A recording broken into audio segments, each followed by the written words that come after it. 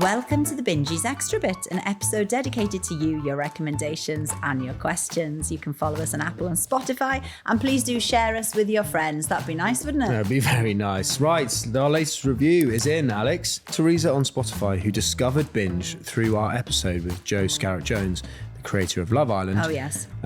Teresa says, I'm listening to the podcast from the start and loving it. Right. We posed a question, didn't we, on Instagram? Yes. And the question was this: can you think of a franchise where the third movie is the best one? This was based on the fact that we'd been to see Paddington. And even though I thought it was lovely and charming, it didn't quite hit the mark like maybe the first and especially the second one did. Yes, because popular opinion is that Paddington 2 is the best, but... Well, the best movie of all time. Well, I mean, let's not go that No, far. I think that's what they say. I don't want to lose all credibility for our podcast now. I think somebody said that. It's a somewhere. good film. It's either that or The Godfather.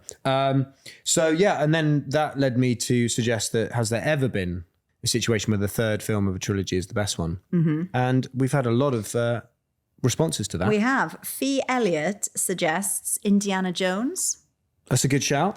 See, all of the Indiana Joneses just roll into one, like a big boulder for me. A big boulder chasing it's Indy. Just like, yeah. I don't know one from the other. It's all a bit whippy and a bit whippy, a bit scully. A bit snaky in a cave. Yeah, a bit bouldery. Like enjoyable. Yeah. But the same. I'm a celebrity on a good budget. Exactly. Yeah. Tom's Dimple says, I know who Tom's Dimple is. She is referring to Tom Fletcher's dimple. Yeah. So Tom has one dimple on his left side, I think. And her Twitter handle or... Oh, I see. It's a fan. It's a Tom fan, yeah. Fine. So Tom's Dimple says, Back to the Future 3 used to be my favourite when I was a kid. Okay. That's a good shout too. That's the one where it's set as like a Western. I don't think I've seen it. Charlotte Harrison says Harry Potter and the Prisoner of Azkaban, which is the third one. Yeah, I mean, I'm assuming you haven't watched the... I have, but I'm not sure which is which either. Which is which? There's like 7 films. I know, but we keep You haven't watched all of them, have you? And, I leave the room to go and get the washing out the dryer, and then, I don't know where we are. Who's watching Harry Potter in your house? Tom. Who's Tom? Who's Tom? Christ. Are you in a polyamorous relationship? No, or have you got a fourth kid that you just don't... We don't have a Tom in our house. Ted, my son. Right. Tom.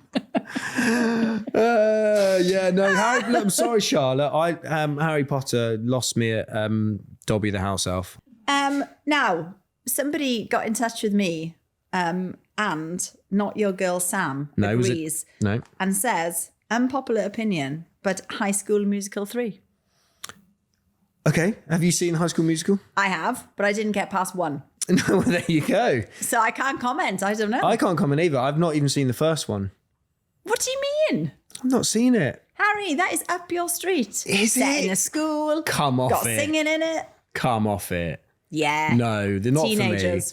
for me. Lord of the Rings, Return of the King, that's a good shout because it kind of follows a whole story and climaxes at the end. So that is a very good shout. Yeah. Juan says yes. Toy Story 3.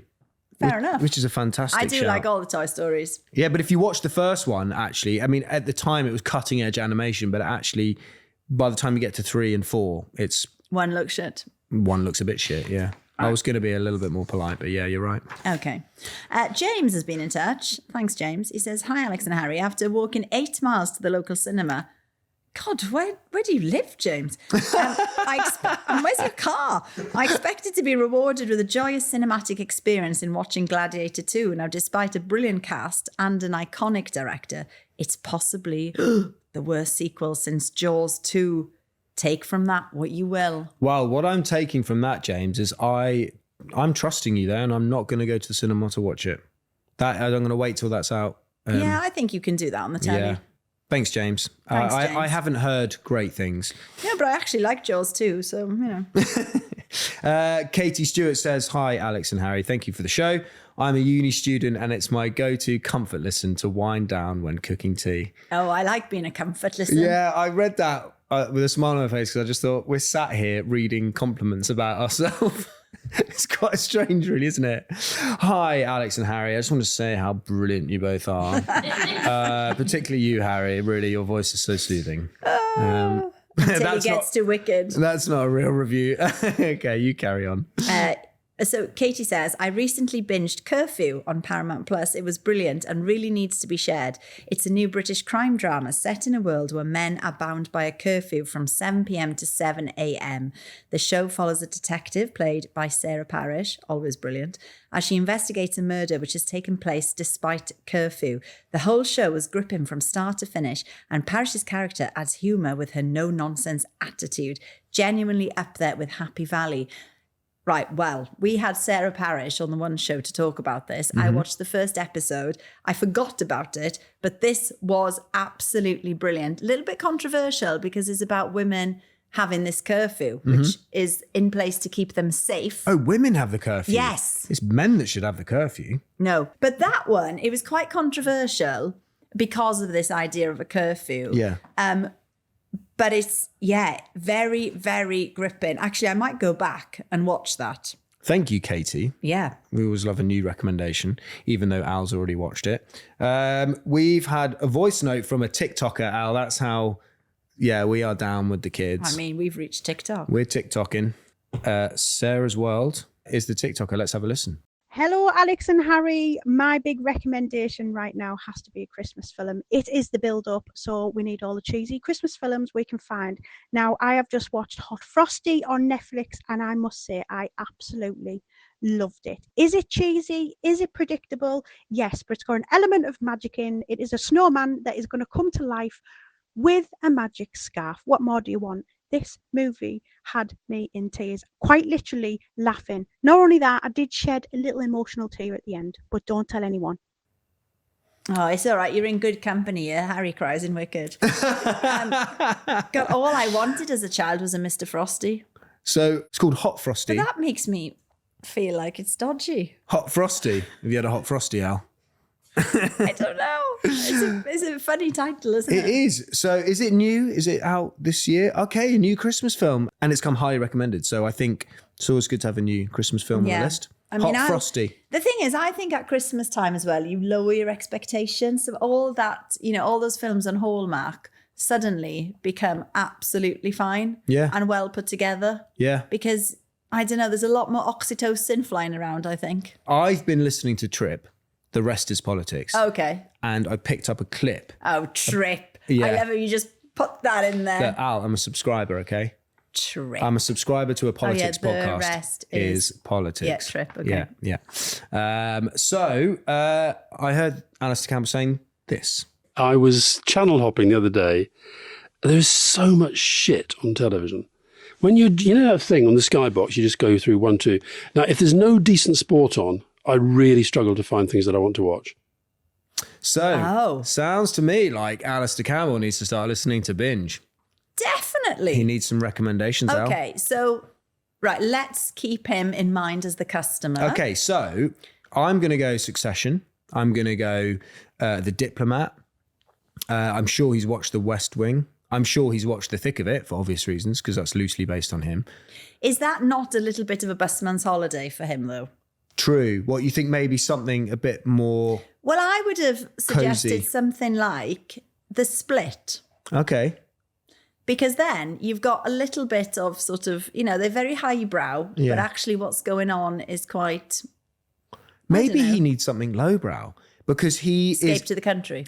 Now we're talking, because he is in politics, current affairs. He's always talking about intense situations going on around the world. And I think maybe he needs a bit of Married at First Sight in his life. Is that going too far? Okay, tier above, First Dates. Yeah. It's a little bit more worthy in parts. I think he needs escapism here. Yeah, that's why Homes Under the Hammer, Yeah. Escape to the Country. Or maybe a little trip to the cinema to see Wicked. Maybe. There are political undertones in Wicked, Al. I'm really trying to think what we watched that we really liked. I mean, Joan, that's a good one for Alistair Campbell. Yeah, I think also he's referring to sitting at home flicking through like terrestrial. How old would have he been in the 80s? Good question. What, 40 years ago? I guess he's probably, in his 20s. 20? I mean, he liked the fashion. Yeah. Yeah, Joan and Wicked. And Wicked at the cinema. There you are. There you are, Alistair Campbell. We've sorted you right out. You're welcome. Sean says, hi, Alex and Harry. I'd like to recommend the limited series Say Nothing on Disney+. Oh, what's this?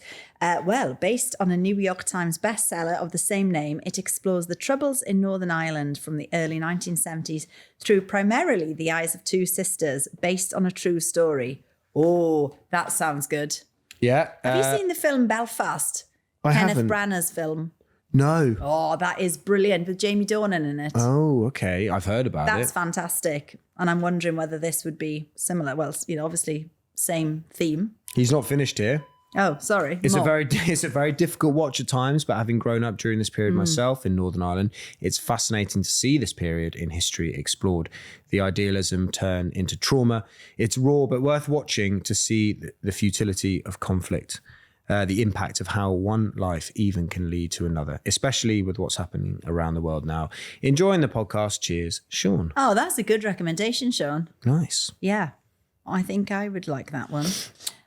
We've got another one here. Loving the podcast. I wanted to drop a film recommendation for the Before Trilogy. Oh, Ethan Hawke and Julie Delpy. yes. Now, do you know what this is on about? No. Before sunset, before sunrise, before something else to do with the sun. Before Midnight. Yes.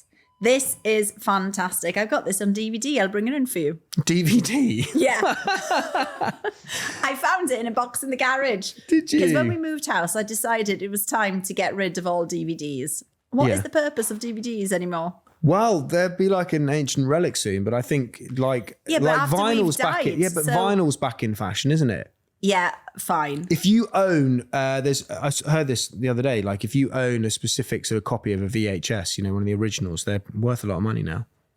Maybe I'll have to have a look at the one I've still got from Blockbuster. So tell me, before sunrise, before sunset, and before midnight. Yeah, it's a sort of romantic drama starring Ethan Hawke and Julie Delpy. Set and filmed in 9-year intervals, the film chronicles the romantic relationship between Jesse, Ethan Hawke, and Celine, Delpy, at 3 periods of their lives. Yeah, this is in fact a very good trilogy. This is a good recommendation from Sarah. You'd love it. So it's made quite a while ago then? It's made a long time ago, but it's not schmaltzy. Okay. It's very good, and you can watch the 3 of them back to back. You can watch that if you fancy the sound of that. It's on Amazon Prime. Also, good news, Sarah's figured out how to subscribe to the podcast. Very good. Frankie says, I've never been into podcasts, but I'm hooked and waiting every week for the new one. So we are Frankie's first foray into podcasts. This is good. What a pleasure. Thank you, Frankie. Although Frankie's got nothing to compare it to. Okay, all I'd ask in return, Frankie, is don't listen to any other podcasts. No. Frankie has a few recommendations, which I'm not sure if they've been mentioned before. Her first one is Night Sleeper on iPlayer. Yes, we mentioned that. We have. Brilliant, with a great twist. What else have we got? Frankie's husband's getting involved here. Frankie and her husband have binge-watched Gangs of London. It's a bit old now, but it's brilliant. A must-watch if you haven't seen it. It's on Netflix. It's quite violent, but it's brilliant and has Joe Cole in it too. Thank you, Frankie. Lovely. Big fan of Joe Cole, obviously, in Night Sleeper and Gangs of London. Thank you, Frankie, and of course to your husband as well. That is all we've got time for today. Don't forget, Bingees, please share your recommendations, or you can ask us any questions within reason by emailing hello@bingepodcastofficial.com. Or you can send us a message or voice note us on WhatsApp 07418 627 194. The number's in the description, so you don't have to rewind. Binge is a Viral Tribe entertainment production. Join us next time as we help you sort the binge-worthy from the Binge-worthy.